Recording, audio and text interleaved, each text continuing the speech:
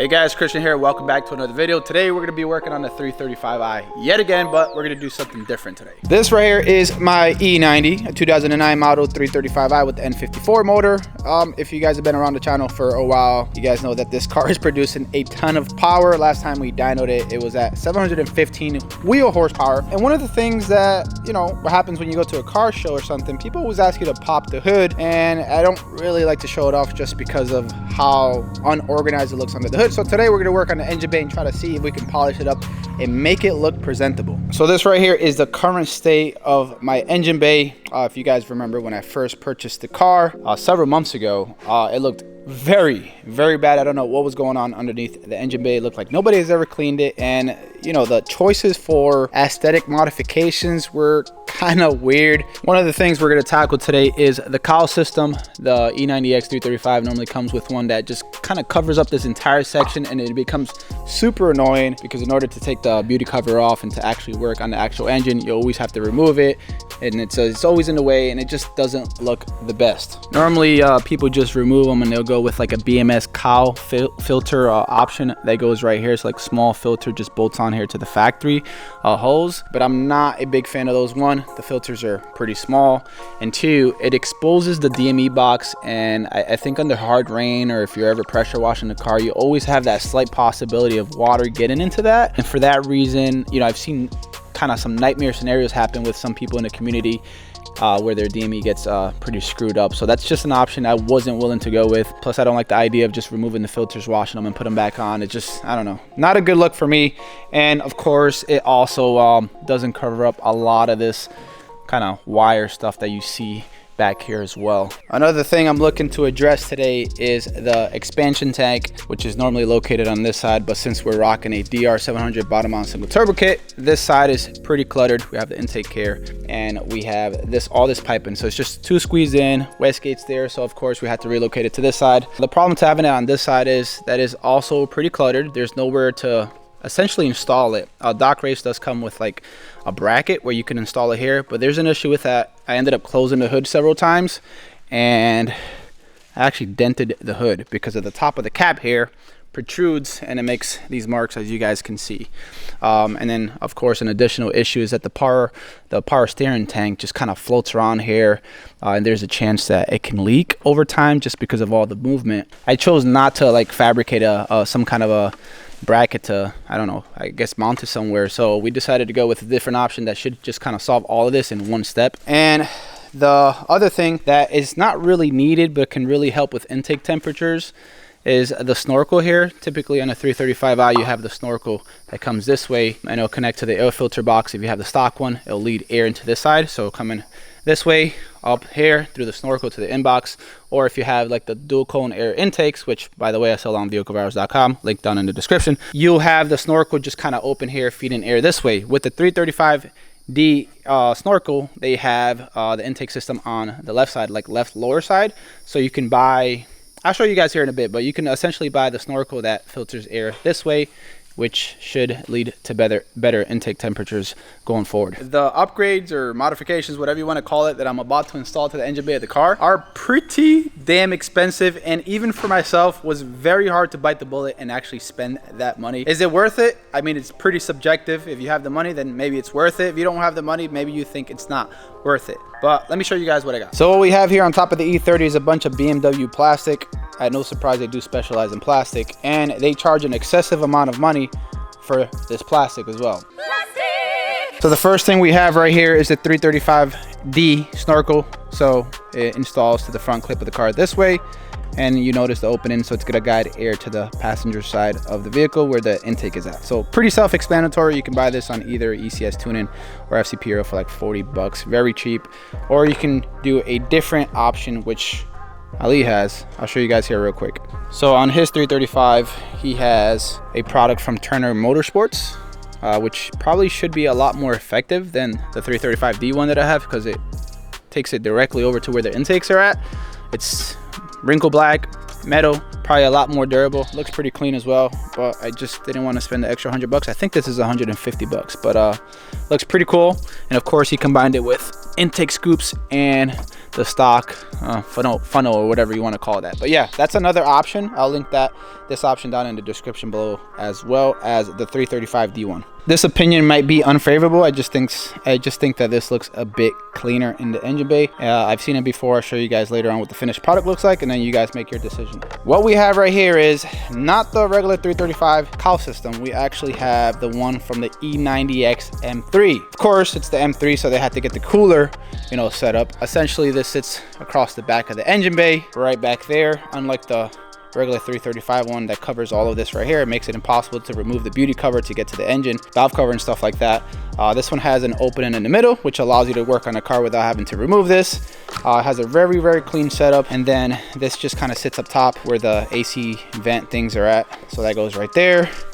This goes up top, and then you have this seal that goes across and essentially connects both pieces. It is a two-piece thing. You do have some hardware that connects this, and then you put this over here all the way around. Gives it a very clean look. I've seen other channels just kind of modify the regular 335 one and make it look similar to the M3. I didn't want to do that. I just wanted to have a clean look that looked just very OEM, and I didn't want to buy these used because typically when you find them secondhand on, you know, Instagram pages like M Parts Worldwide, they're pretty beat up, they're scratched up, they're scuffed, they're faded. So I just wanted to start from scratch. But this entire set is pretty expensive. By the way, I do have the filters already pre-installed. But let's say you wanted to buy this entire kit with the filters from FCP Euro. It's like 700 bucks, guys. 700 bucks for pieces of plastic. It took me like 2 months to pull the trigger on one of these because I just couldn't justify paying 700 bucks for plastic. What the f was BMW thinking? 700 bucks. But that's the M3 tax, and honestly, E90X 335 guys are buying these a lot more than the M3 guys. So I think this is they know that these are hot right now. 335 owners want them, so let's go ahead and bump up the price on them. I think FCP Euro has them on back order. That's the only issue. I bought these directly through BMW, and luckily the guys here at PSI have a dealer account, so I saved quite a bit of money that way. And lastly, we have the solution to the expansion tank problem. This was another part that I was really postponing, thinking I would find an alternative way to make my stock coolant tank work, and I just couldn't. I bought this from Turner Motorsports. They even have their branding right here. Pretty neat. Good way to keep us from removing that branding. This is a really cool expansion tank. The price is not very cool though. This is extremely light. I think it's even lighter than the plastic one on the 335. This is extremely light. Very nice. It's like one of the only companies, if not the only company, that offers this solution that's credible at least. And then you get everything you need to install it. This is essentially a relocation kit. So whether you're doing relocated inlets with intakes on the opposite side or single turbo, this frees up all the room on that other side. So you have a cap for the coolant tank, all the lines and stuff that you need, the hardware, and of course you're going to get a sensor as well for the coolant, which is actually another issue you have with the stock one, which I'm going to briefly tell you about here in a second. They also include this hose right here. That's gonna, I guess, so you can run it from one side of the engine bay to the other side. We already kind of replaced the stock hose with a longer one to feed it over to the driver's side, so we probably will not be needing this at all. Anyways, let's quickly talk about that sensor. So essentially with the stock coolant tank, the sensor is pointing this way. So I was running this car for some time without the fender liners.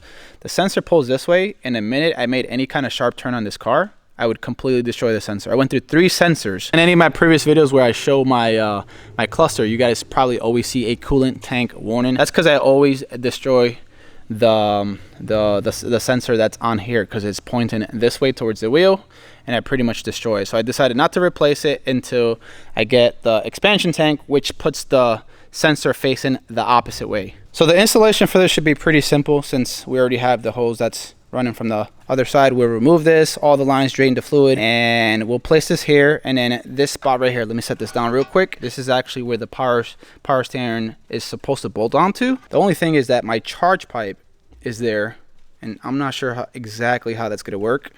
Not sure if it's going to fit in there, but I guess we'll find out. If you guys are interested in any of these upgrades for your engine bay, yes, they're pretty pricey, but if you have the money, I think they're well worth it, at least for me. I'm a guy that really likes the aesthetics, especially when you open up an engine bay and it looks very nice. It speaks volume. I'll leave links to everything down in the description below. If you guys are needing performance mods for your BMW, intercoolers from VRSF, we got radiators from CSF, we got downpipes, charge pipes, intakes, everything you guys need. Make sure and check out vehiclehours.com. I'll leave a link down in the description below. We got some pretty good customer service. Help support your boy. Check it out. All right, so what we'll start doing first is we'll start with the coolant expansion tank. Since we have everything removed here, we'll have more space to run some of the lines that it comes with. And then after that, we'll do the cowl system, which is very easy to install. And then to finish off the video, we'll do the 335D snorkel. Yeah, and then I'll show you guys what that looks like afterwards. All right, so we kind of saved a little bit of time. We already screwed this on for the sensor. And then this is a bleeder. Yeah, that's the metal bleeder because that one is a plastic bleeder. There's the metal one versus a plastic. Reliability, baby. So it gets mounted up this way.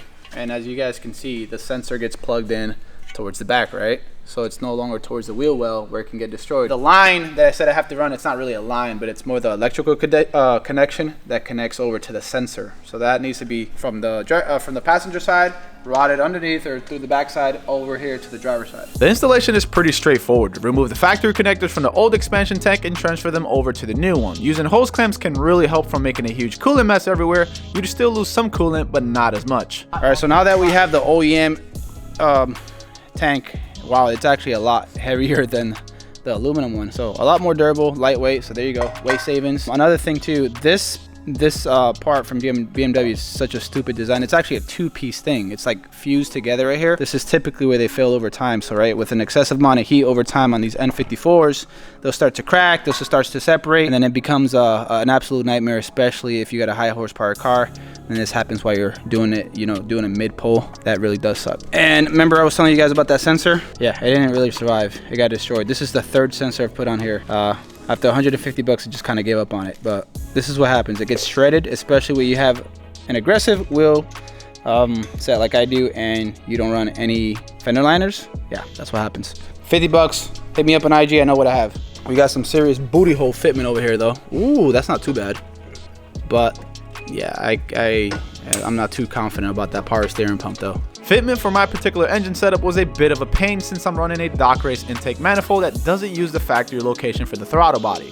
For those that still have the throttle body mounted onto the factory location, you'll have a lot more room to work with. Run the sensor wire from the driver's side to the passenger side and connect it once the tank is installed. Like I said, we didn't have to run the longer hose included because we already had one previously installed. But if you do have to route it yourself, it's pretty simple. You route it from the tank to the passenger side close to the fan.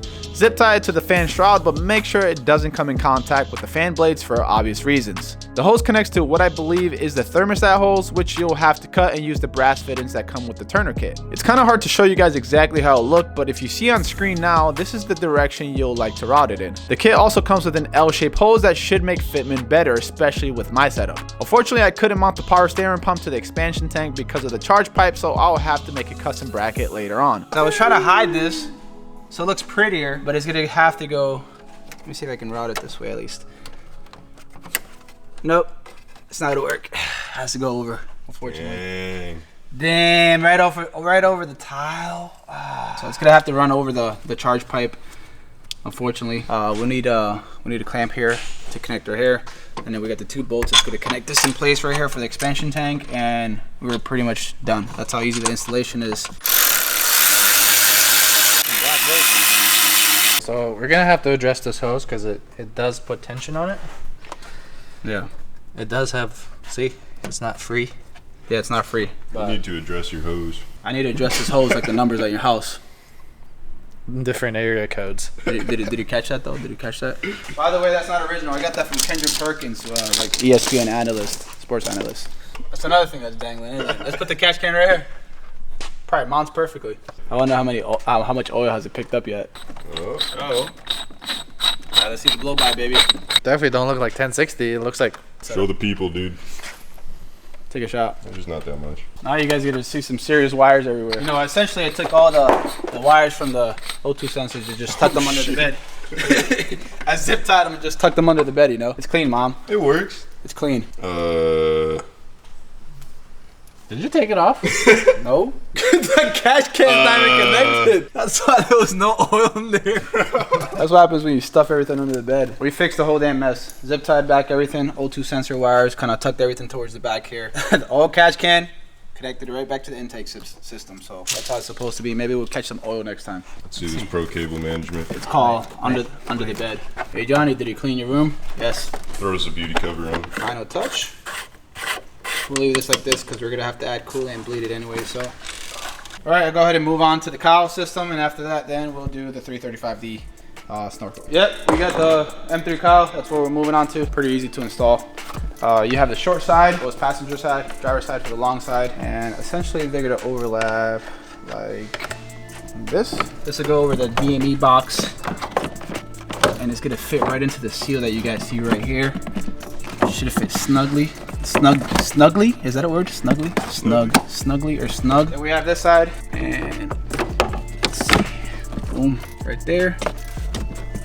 It's pretty easy to under. Okay, yeah, it goes right there. Yeah. So essentially, it's pretty easy to install because you just kind of follow the natural lines here for the cowl. It's pretty easy, and then that goes right there, and we are good to go. Obviously, you're gonna use this rubber flap or whatever the hell this is called, and that's gonna keep it locked into place. Do the same for this side right here. He's talking about these little rubber tabs. You get the top pieces right here. Already have the filters pre-installed. Unlike the 335 that have like just one big filter, this one has 4 individual ones. Not sure what's the concept behind that, but M3 baby. More filters, more money. Yeah. All right, so that'll sit right there. And then that will sit right there. This, we have a bolt that goes right here that's gonna attach this to the car so it doesn't just kind of flop around. And then... You wore white shoes today. I did. That means you ain't ready for this. I wore white shoes. I'm ready for it. M Sport. Oh shoot. Yeah, bro. 600 horsepower to the wheel on my feet. What's up? All right. Okay, so now we just gotta put the filters on. So big word of advice, whenever handling these plastic pieces such as the cowl set, don't over tighten the screws. I repeat, do not over tighten the screws. There is no metal anchor points for most of these screws, just plastic. Way too many times I've seen people destroy these pieces, which results in loose parts that don't really tighten anymore. All right, so we have the cowl thing installed already. Last thing to do, which is just gonna make it look a lot prettier, and of course it's gonna seal it from the top of the hood here. I mean the underneath part of the hood. Typically it's not really that easy to install the seal because it comes extremely straight and you have to bend it yourself, but I'm not gonna lie, I kind of cheated and pre-did it before we started filming the video. This may or may not have already been on the car. This probably was already installed, but I took it off for video purposes. All right, so that seals in like that. Pretty good, dude. Looks pretty good, right? Most importantly, we protect the DME box, but we do it in style, baby. There you go. Moving on. All right, so we're putting the 335D snorkel. You got both sides? Yeah. Great, you didn't even capture that, sir. Wow, dude. Anyways, it becomes a tight squeeze because you got to get them both in there at once. So we have these T20 screws. Yeah, so I ordered all these right here from ECS Tuning as well. So if you ever need like individual screws or any of these clips right here that it uses, pretty cheap. You get them at ECS Tuning. Or you can hit up your local BMW dealer. Or you can do that. Thumb is bending backwards, bro. It can't be worse than his. Yeah. He's got like Squidward thumb. Yeah, Yo, what? It's only one of them. It's all of them. Say it with your chest. Oh, I bent it. Bro, I bent it, bro. It's useless. And there it is. Looks super clean. OEM. And we have the air coming out of this side, which is a little bit odd because it's kind of farther away from the intake, but that's a good amount of air that makes it to that side. It looks super clean. So the good thing about this too, it just covers up everything that's back here, like the fan and all the like the AC lines and the coolant lines. So it just kind of cleans everything up, you know? Put everything under the bed. Mom, it's clean. We're good. All right. So is it worth spending that much money to really make the engine bay look a lot better with these modifications? Well, you guys be the... You gotta admit, guys, this looks extremely good. What I'm gonna go ahead and do is I'll roll a cinematic sequence here so you guys can see the full effect. I'll pull the car out to the light so you guys can see everything better. But before I show you guys that, make sure and hit the like button if you enjoyed the video or found it informative. Also make sure to subscribe with the notification bell on, that way you guys don't miss out on any of the future E90 videos. Now let's show you guys what everything looks like.